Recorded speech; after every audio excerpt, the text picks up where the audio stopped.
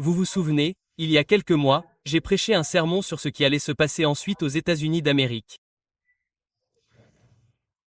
Maintenant, comme nous avons un nouveau pape, et que beaucoup ne s'attendaient pas à ce que ce pape soit américain, certaines personnes sont venues me voir et m'ont demandé, « Pasteur, que va-t-il se passer ensuite en Amérique ?» Après avoir partagé ce message avec beaucoup d'entre vous, j'ai reçu quelques commentaires et vidéos d'autres personnes, d'amis, peut-être de membres, et ils m'ont partagé cette vidéo qui m'a vraiment fait réfléchir à la bataille entre le bien et le mal. Pourquoi est-ce que je vous dis ça? Et c'est parce qu'une personne m'a dit en particulier, « Pasteur, je ne crois pas que la papauté fera toutes ces choses que vous, les adventistes du 7e jour, prêchez à la fin des temps. » En fait, je crois que ce nouveau pape a peut-être été nommé par Dieu pour que les gens puissent voir à travers ce pape le Dieu que nous servons et la belle vérité que nous prêchons en tant qu'adventistes du 7e jour. Je me suis dit, vraiment? Nous connaissons la prophétie. Mais elle disait cela en se basant sur une vidéo qu'elle avait regardée en ligne. Et je veux partager cette vidéo avec vous. Je vais juste partager quelques minutes avec vous. Et vous pouvez regarder tout cela chez vous si vous le souhaitez. Mais regardons la vidéo, s'il vous plaît. Chers frères et sœurs en Christ, avant que les fondations du monde ne soient posées, notre Créateur a ordonné un rythme sacré, un battement de cœur divin qui a résonné à travers le temps et l'éternité. Le 7e jour, Dieu s'est reposé. Non pas parce qu'il était fatigué, mais parce qu'il avait terminé. Il a béni ce jour, l'a sanctifié et l'a donné à l'humanité comme un don sacré, un temple dans le temps. Le sabbat n'était pas simplement un commandement. C'était une alliance, un signe entre le ciel et la terre, nous appelant à communier avec notre Créateur. Mais quelque part en cours de route, quelque chose a changé. Et si je vous disais que le jour que la plupart des chrétiens honorent comme sacré aujourd'hui, le premier jour de la semaine, n'était pas le jour que Jésus, ses apôtres ou l'Église primitive ont jamais observé comme sabbat? Et si le passage du samedi au dimanche ne venait pas de la Bible, mais de forces puissantes, de pression politique et de interprétation théologique bien après la rédaction des Écritures? Dans ce message, nous allons remonter le temps, non pas pour susciter la controverse, mais pour chercher la clarté, non pas pour juger, mais pour comprendre. Nous allons découvrir comment le jour que Dieu lui-même a mis à part a été lentement mis de côté, et comment un changement de plusieurs siècles a remodelé le culte de millions de personnes. Ce n'est pas seulement une leçon d'histoire. C'est un voyage spirituel, un appel à s'éveiller, à se souvenir et à revenir. C'est un message pour ceux qui aiment la vérité plus que la tradition. Pour ceux qui ont faim non seulement de routine religieuse, mais aussi de justice enracinée dans les Écritures. Nous ne sommes pas ici pour débattre, nous sommes ici pour discerner. Restez avec moi jusqu'à la toute fin, car ce que vous allez entendre n'est pas seulement révélateur, cela pourrait changer votre vie. Car en redécouvrant le sabbat, nous redécouvrons une partie du cœur de Dieu. Et en revenant à ce qu'il a rendu saint, nous trouvons un repos plus profond, une joie plus profonde et une marche plus profonde avec lui. Intéressant. Qui aurait pensé que vous entendriez un pape parler comme cet homme ici présent? Mais certains d'entre vous savent déjà d'où je viens. Et avant que je vous dise de quoi il s'agit, elle m'a également été envoyée. Cette autre vidéo est la voix d'une célèbre prédicatrice. Elle s'appelle Priscilla. Beaucoup d'entre vous l'ont vue dans de nombreux films. C'est une excellente actrice.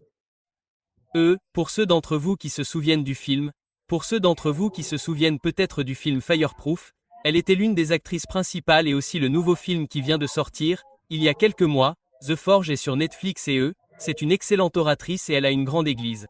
En fait, elle est originaire du Texas, de Dallas, au Texas. Et elle est très connue et on m'a également envoyé cette vidéo disant que le pasteur, pas seulement le pape, mais aussi de nombreux prédicateurs célèbres ont pu trouver la vérité. Je loue le Seigneur pour cela. Laissez-moi voir de quoi il s'agit. Et je veux partager avec vous pour que vous puissiez entendre de vos propres oreilles ce dont parle ce sermon ou cette personne. Mesdames et messieurs, nous vivons à une époque où la vérité n'est pas seulement attaquée, elle est en train d'être redéfinie.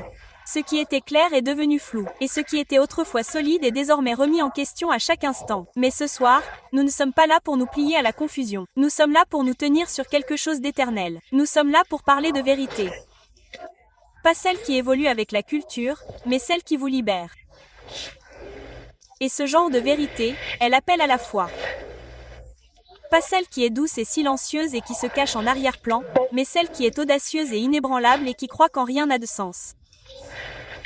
Celle qui parle quand le monde dit de rester silencieux. Celle qui avance quand la route semble impossible. Et au milieu de toute cette vérité qui ancre la foi qui bouge, il y a un rythme divin, une pause sacrée, un commandement qui est plus qu'une suggestion. C'est le sabbat. Pas un fardeau, pas un rituel, mais un cadeau. Une interruption sacrée dans un monde qui ne cesse de parler. Un moment où nous cessons de travailler pour nous rappeler qui a vraiment le contrôle. Ce soir, nous allons ouvrir la parole et nous appuyer sur la puissance de la vérité, la force de la foi et la beauté du sabbat. Car lorsque ces trois éléments entrent en collision dans la vie d'un croyant, l'ennemi n'a plus de place pour résister et les chaînes commencent à tomber. La vérité n'est pas relative, elle est enracinée dans la parole de Dieu. Dans la culture d'aujourd'hui, le concept de vérité est devenu fluide. Les gens parlent de ma vérité et de ta vérité comme si la réalité pouvait être déformée pour s'adapter à l'expérience personnelle ou aux émotions. Mais lorsque nous ouvrons les pages des Écritures, nous sommes confrontés à quelque chose de bien plus stable. Une vérité qui ne change pas avec l'opinion, le temps ou la culture.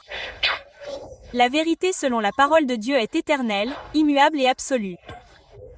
Elle ne se trouve pas dans les tendances de la société ou les sentiments du moment, mais dans le caractère même de Dieu lui-même. Dès le commencement, Dieu a dit la vérité dans le chaos. Dans la Genèse, le monde était informe et vide. Mais lorsque Dieu a dit « que la lumière soit », la lumière a traversé les ténèbres. Il ne s'agissait pas seulement de lumière physique. Il s'agissait d'un ordre divin, surmontant la confusion. Et c'est exactement ce que la vérité fait dans nos vies. Elle brille à travers la tromperie. Elle coupe court au bruit. Elle apporte de la clarté là où il y avait autrefois de l'incertitude. La vérité n'est pas qu'un concept, c'est une personne. Jésus a déclaré « Je suis le chemin, la vérité et la vie ». Il n'a pas dit qu'il avait la vérité, il a dit qu'il était la vérité.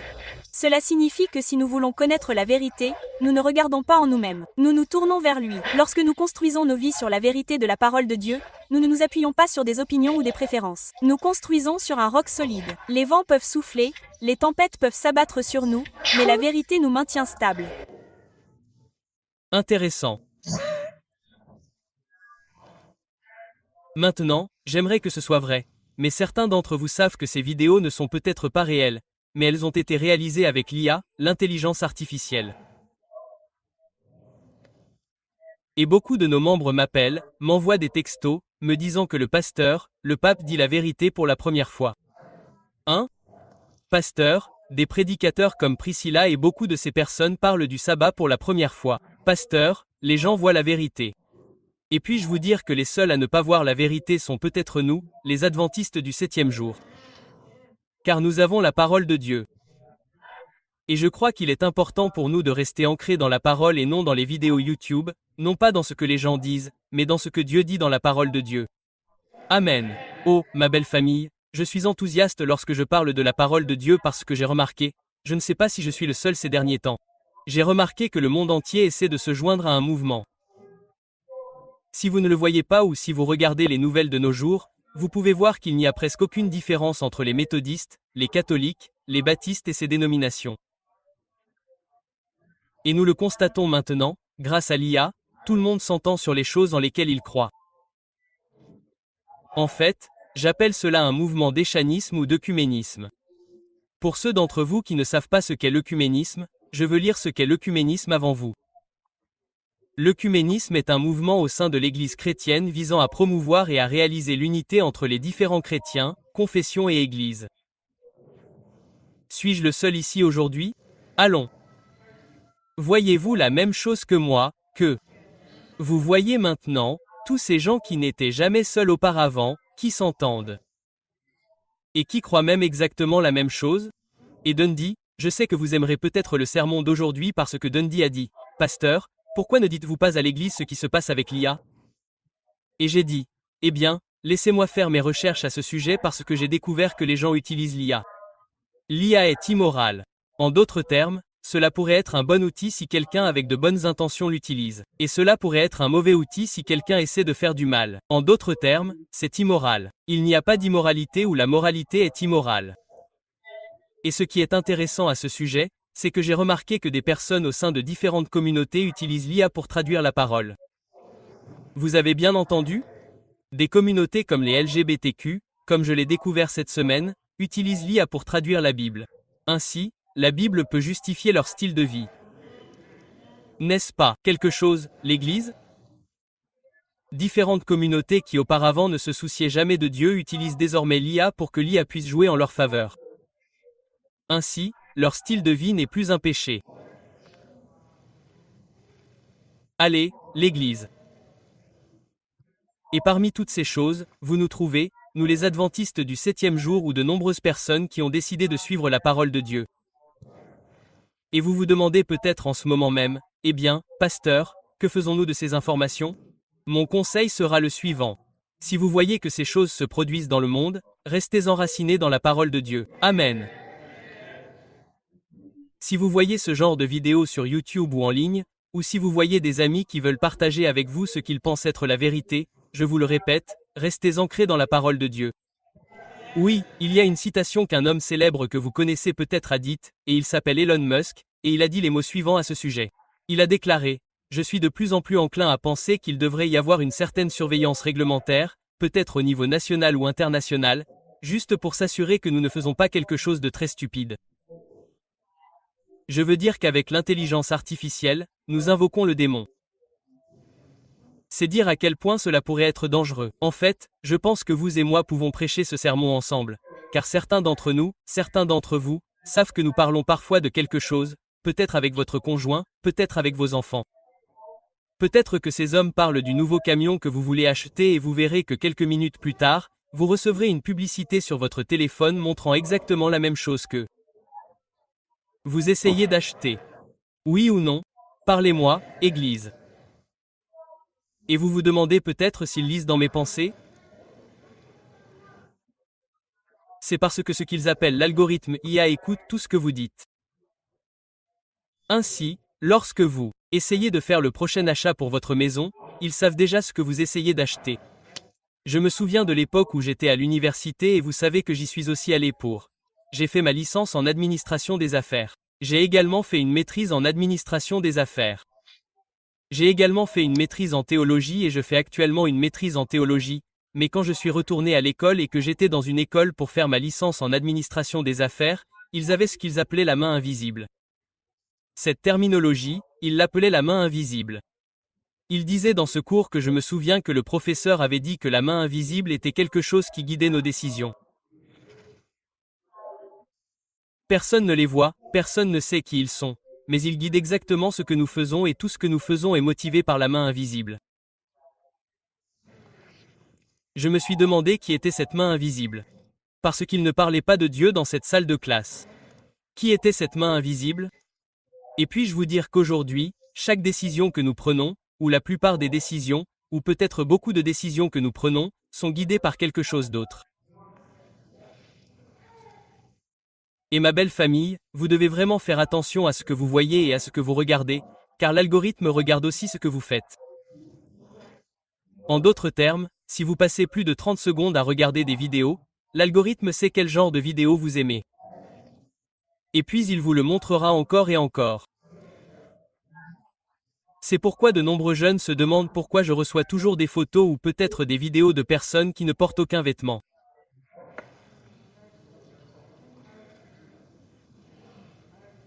Puis-je prêcher aujourd'hui? C'est parce que c'est ce que vous faites sur votre téléphone et l'algorithme voit ce que vous faites.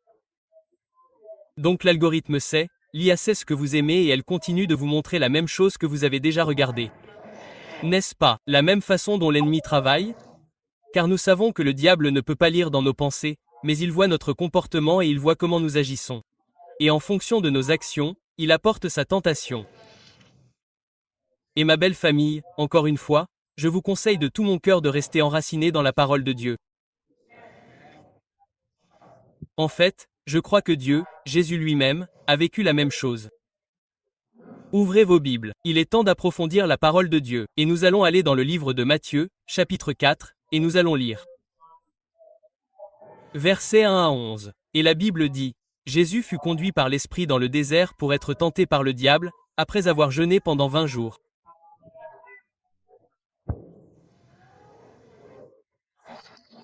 Combien de jours, Église? Après avoir jeûné pendant 40 jours et 40 nuits, il eut faim. Quelqu'un peut-il dire faim?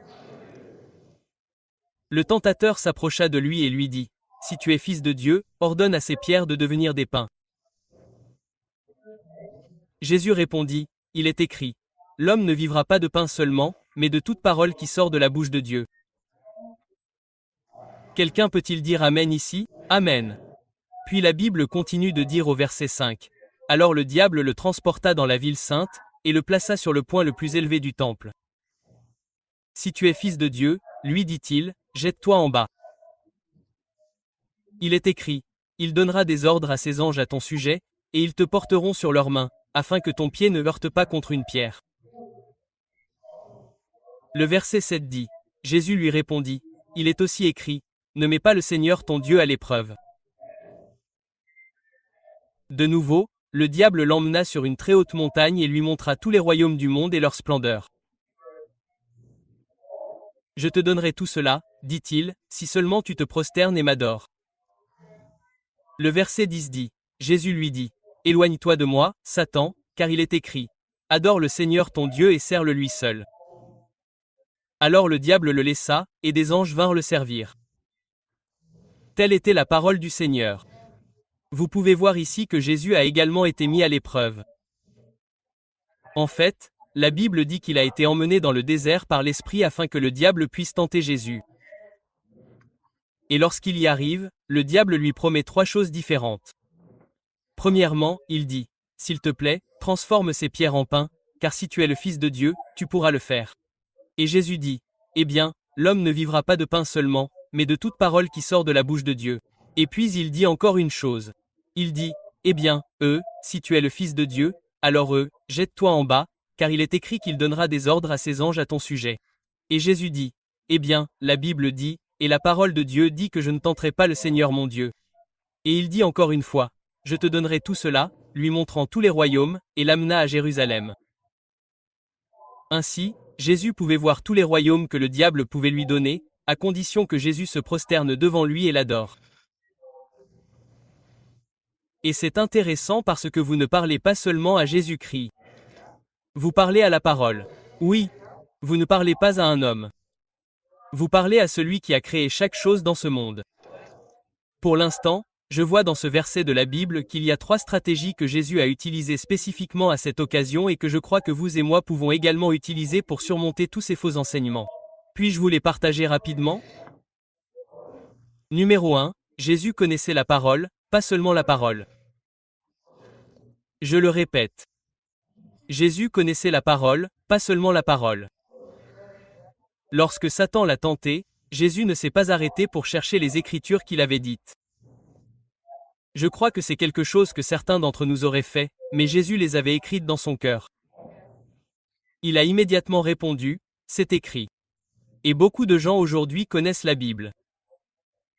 Beaucoup de gens aujourd'hui connaissent ses récits, ses doctrines et même son histoire, mais n'ont pas la parole qui habite en eux. Jésus enseigne que la victoire spirituelle ne vient pas d'une connaissance de seconde main, mais d'une relation intime avec les Écritures. Pour résister à la tromperie, nous devons passer de l'information à la transformation en cachant la parole de Dieu dans nos cœurs. Ma famille d'église, savoir quelque chose ne suffit pas. Mais vous devez savoir cette chose. Connaître la Bible ne suffit pas. Mais connaître la Bible serait l'idéal. Amen. En fait, si je devais vous l'illustrer aujourd'hui, je dirais qu'il y a l'histoire d'un homme qui voulait acheter une Bible. Son ami l'a emmené dans un magasin et à la bibliothèque et ils ont pu acheter une Bible. Et quand l'homme a acheté la Bible, il l'a ramenée à la maison. Et après quelques années, il l'a mise sur la table de nuit. Et un jour, son ami lui a dit, « Mec, as-tu lu la Bible ?» Il a dit, « Non, je n'ai pas encore lu la Bible, mais je l'ai sur ma table de nuit. » L'homme dit, « La Bible ne fera rien sur votre table de nuit, car la Bible doit aller de votre table de nuit à votre cœur pour que Jésus transforme votre vie. » En d'autres termes, ma famille d'église, il est temps de lire la Bible. Amen. Digérer la Bible. Soyez enracinés dans la Bible. Ainsi, lorsque de faux enseignements entrent dans votre vie, vous savez exactement quoi faire. Deuxièmement, la deuxième stratégie que nous voyons dans cette histoire est que Jésus a appliqué les Écritures dans leur contexte, et non hors contexte. Remarquez dans Matthieu 6, et ouvrez à nouveau vos Bibles, et vous pouvez voir ce que Matthieu 4/6, Matthieu 4/6, et voyons ce qu'il dit. La Bible dit Matthieu 4/6, si vous êtes là, pouvez-vous s'il vous plaît dire Amen? Amen.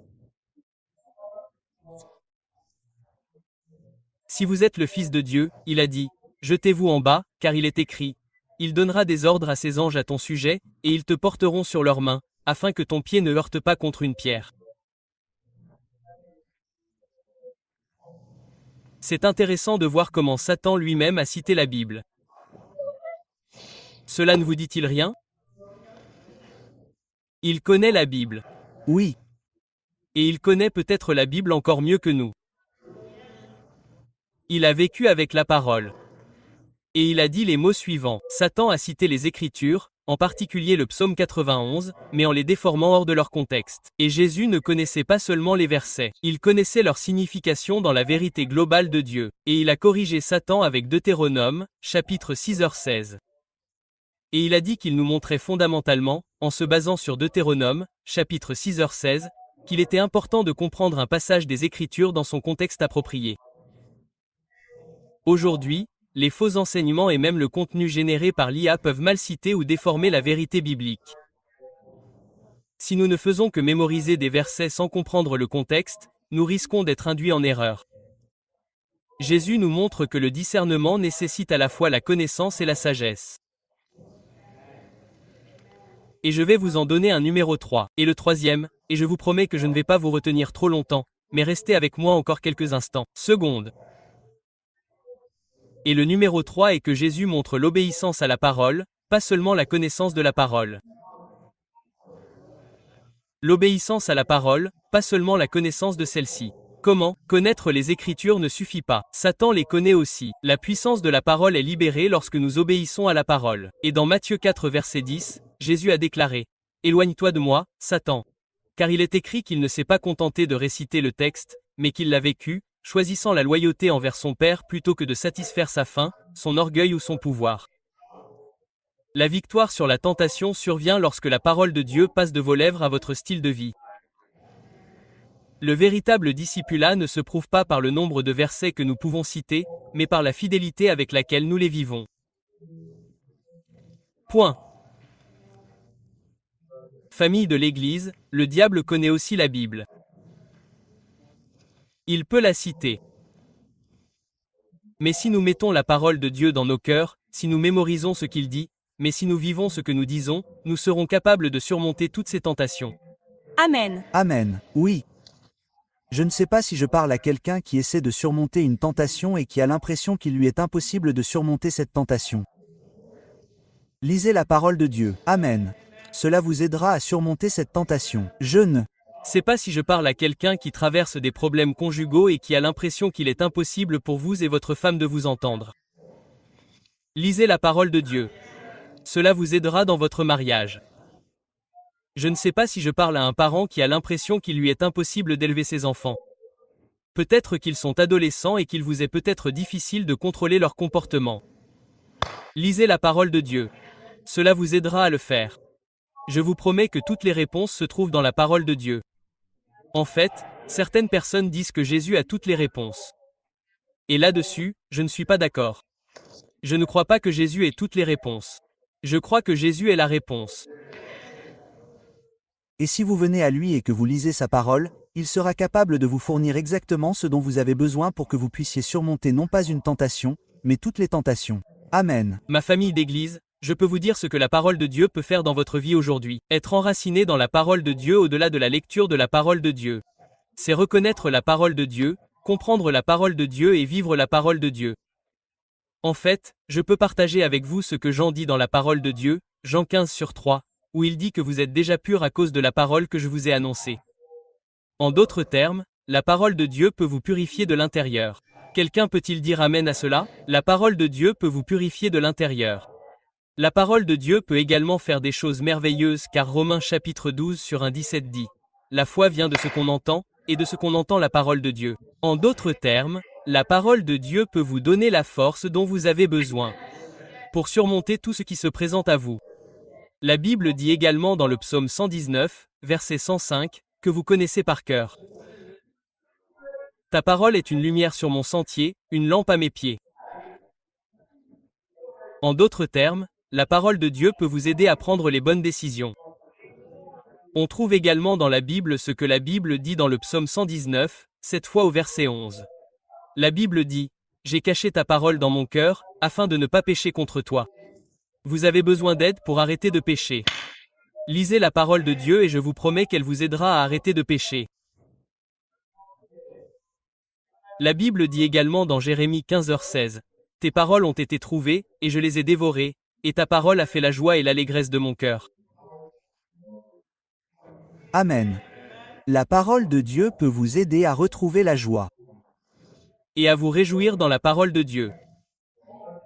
Romains 12/2 dit, « Soyez transformés par le renouvellement de l'intelligence. » En d'autres termes, la parole de Dieu peut vous aider à être transformé par le renouvellement de votre intelligence. Puis-je vous suggérer que l'une des choses que Satan recherche, c'est votre intelligence. Car s'il s'empare de votre intelligence, il vous attrapera tout entier. C'est pourquoi lorsque vous écoutez de la musique qui ne porte pas le nom de Jésus, Satan essaie d'entrer dans votre intelligence. Car s'il s'empare de votre intelligence, il vous attrapera tout entier. Lorsque vous commencez à regarder des choses qui n'édifient pas le nom du Seigneur, c'est Satan qui essaie d'entrer dans votre intelligence. Car s'il s'empare de votre intelligence, il vous attrapera aussi. En d'autres termes, ma belle famille, la parole de Dieu, si nous la lisons, la parole de Dieu, si nous sommes enracinés dans la parole, nous aidera à être transformés et à transformer notre intelligence. Laissez-moi. Vous demandez, y a-t-il quelqu'un ici qui demande à Dieu de transformer son intelligence? Oui.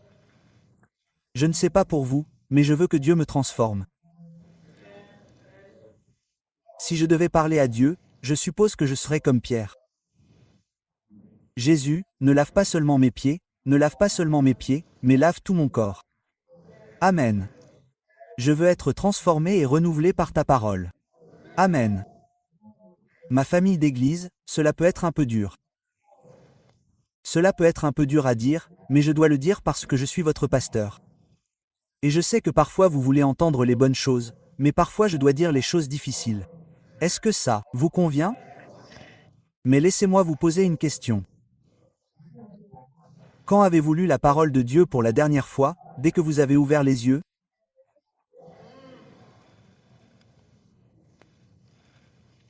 Je savais qu'il y aurait du calme ici aujourd'hui. Mais quand avez-vous lu la parole de Dieu pour la dernière fois, au lieu de prendre votre téléphone et de retourner sur Instagram, Facebook ou TikTok pour beaucoup, pour voir ce que Dieu voulait vous dire ce jour-là?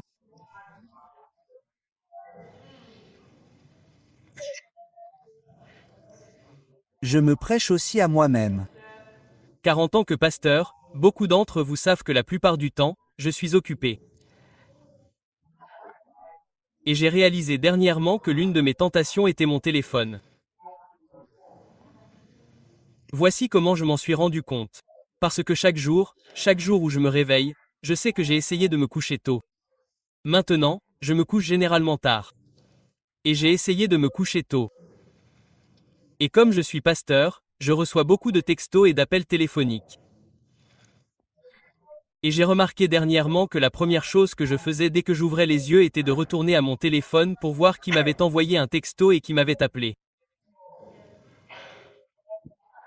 Et je me dis que j'ai fait quelque chose de mal car si je cherche d'abord le royaume de Dieu, tout ce que dit la Bible me sera annoncé. Et puis-je vous suggérer qu'il est peut-être temps de laisser nos téléphones de côté pendant quelques heures afin que nous puissions passer plus de temps avec Dieu.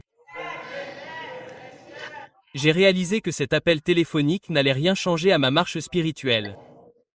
J'ai réalisé qu'attendre quelques minutes de plus pour répondre à ce texto n'allait pas être la fin du monde. Mais si je consacrais un peu de temps à Dieu, mon monde serait différent. J'allais être renouvelé par la puissance de la parole. Amen. Ma famille d'église, ceci est un signal d'alarme et un appel pour ma famille d'église. Il est temps de revenir à la parole. Amen. Eh bien, pasteur, je regarde beaucoup de vidéos YouTube qui m'aident à me rapprocher de Dieu. Combien d'entre vous savent que le diable est un menteur? Car rien ne peut remplacer la parole de Dieu. Et j'irai même plus loin. Certains d'entre vous n'aimeront pas ce que je vais dire. Eh bien, pasteur, je lis la leçon de l'école du sabbat tous les matins. Famille d'église, même la leçon de l'école du sabbat ne peut remplacer la parole de Dieu. Amen. Lisez la parole. La Bible dit, la vérité vous rendra libre. Et pourquoi est-ce que j'insiste autant sur la lecture de la parole de Dieu? La Bible dit que l'herbe sèche, les fleurs se fanent, mais la parole de Dieu subsistera éternellement.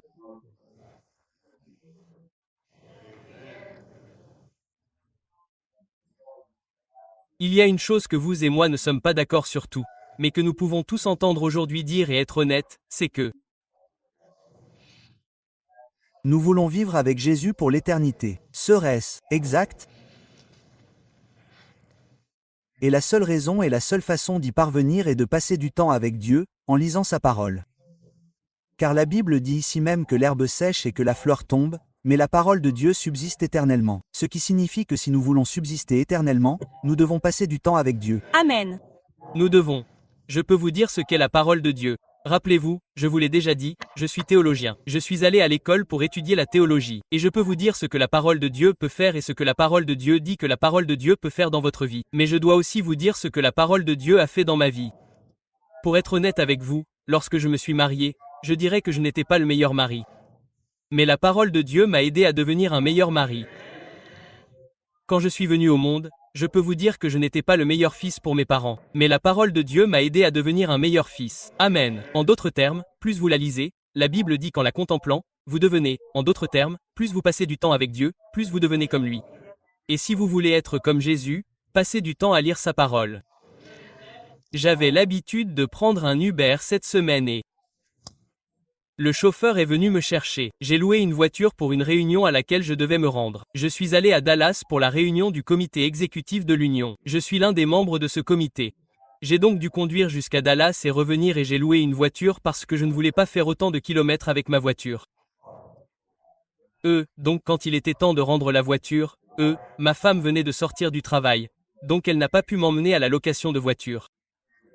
Mais elle dormait et j'ai dit, je ne vais pas la déranger, je vais la laisser dormir. Alors, j'ai appelé un Uber. Et quand j'ai appelé ce type, il a dit, monsieur, montez. Et je suis monté dedans et il a dit les mots suivants. Nous avons commencé à parler et il a dit les mots suivants. Mec, même si la vie est dure, je suis reconnaissant parce que je suis marié à ma femme depuis 48 ans. Il a dit, louez le Seigneur. Et j'ai dû poser la question. Comment avez-vous pu être marié pendant autant d'années? Comment avez-vous pu aller aussi loin? Et il a dit, mec, je vais vous dire une chose. Ça a été dur, mais nous avons trouvé le secret. Et j'ai dit, partagez-le avec moi, je veux savoir.